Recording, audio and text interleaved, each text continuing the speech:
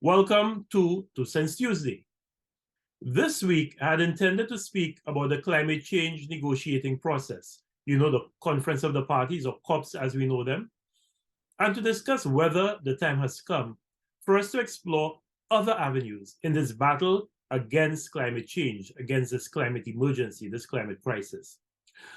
However, I decided to leave that COP discussion for next week, after the current COP, which is taking place in Egypt, COP27 has ended.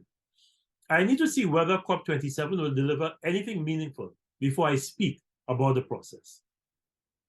This week, my attention was drawn to a notice from one of our telecommunications service providers of an impending 5% increase in the monthly bill to postpaid customers.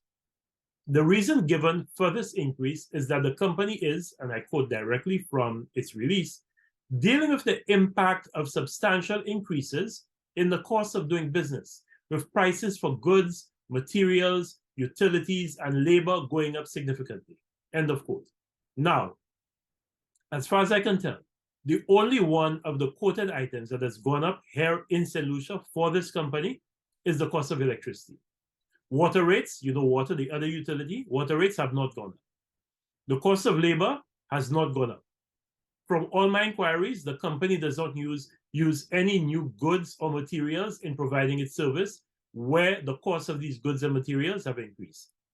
Therefore, I am left to assume that this company is now operating a fuel pass-through pricing system, where the increase in the cost of electricity is now being passed on to the consumers of its mobile phone service. This is absurd.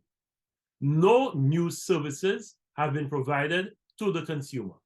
It is not like we now have 5G service in parts of our country. From all the reports I've read, it might be sometime, years before we see a phase out of 4G technology in the Caribbean and a corresponding rollout of 5G. So what are the new investments in network infrastructure that would justify an application for a rate increase? We have a regulatory apparatus in St. Lucia and 4 other OECS countries that is supposed to protect the consumers in these countries from arbitrary decision-making by the telecommunications companies.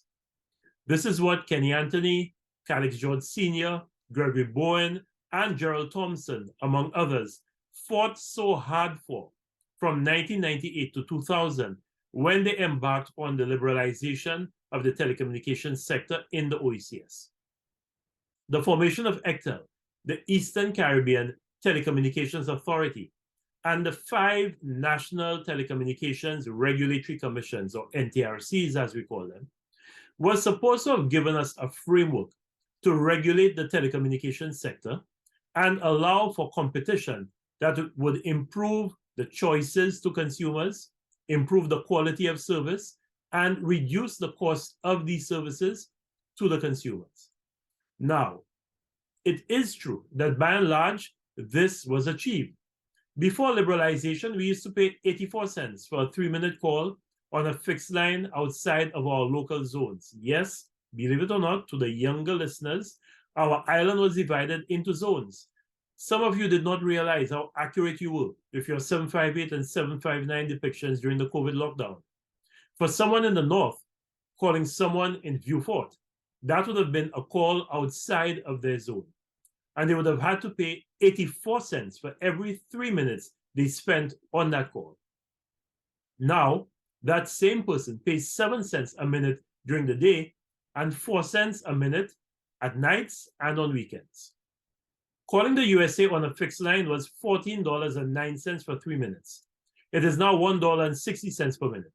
If you use WhatsApp over data, as so many people do, then the cost of that call is absorbed within your data plan.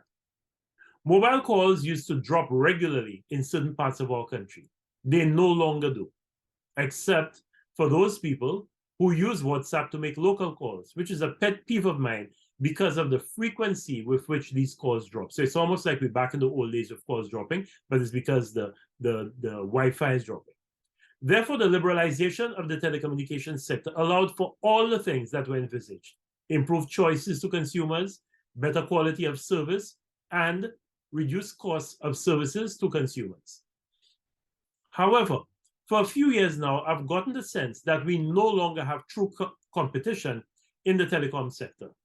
What we have instead are two companies that have carved out the market to their satisfaction and are happy for things to stay as they are. When one does something, the other one more or less mirrors it.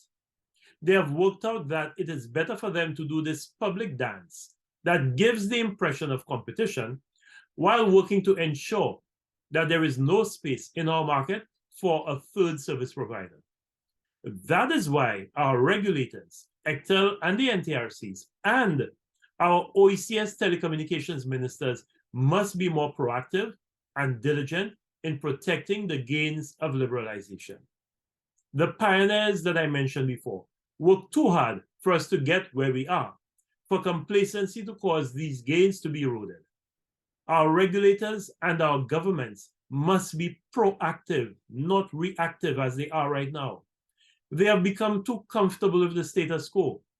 That is why it has taken so long for the Electronic Communications Bill, which is supposed to replace the 2000 Telecommunications Act 22 years ago, to be tabled and debated in our parliament in solution. By the time this new EC bill is passed, some of its provisions may very well be obsolete in this fast-moving, fast-paced digital world. Which takes me back to this proposed rate increase. The NTRC needs to assure us, the consumers, that this rate increase is warranted and is not just a telecoms company trying to squeeze more money out of consumers who are already reeling from high electricity prices, high gasoline, diesel, and cooking gas prices, and ridiculously high food prices. To whom can these consumers turn?